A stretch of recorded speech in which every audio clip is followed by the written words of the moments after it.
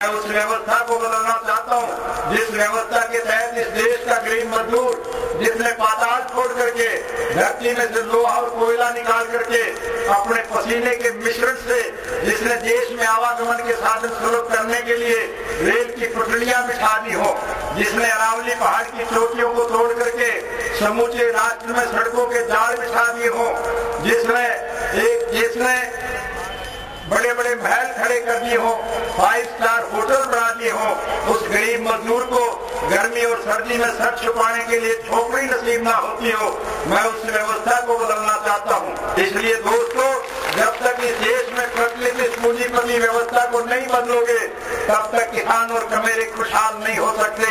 इसलिए आपके सामने एक बड़ा सरल और साधारण सा अवसर आया है।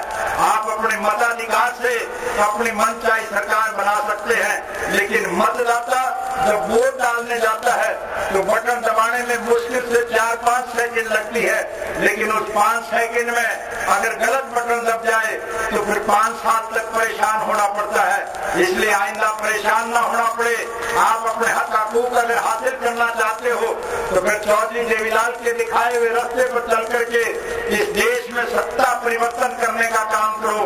अगर आपके सहयोग और समर्थन से एनडीए की सरकार राष्ट्र और प्रदेश के स्तर पर बनेगी तो फिर हम आपका 4 पीढ़ी का जुगाड़ बिठा देंगे।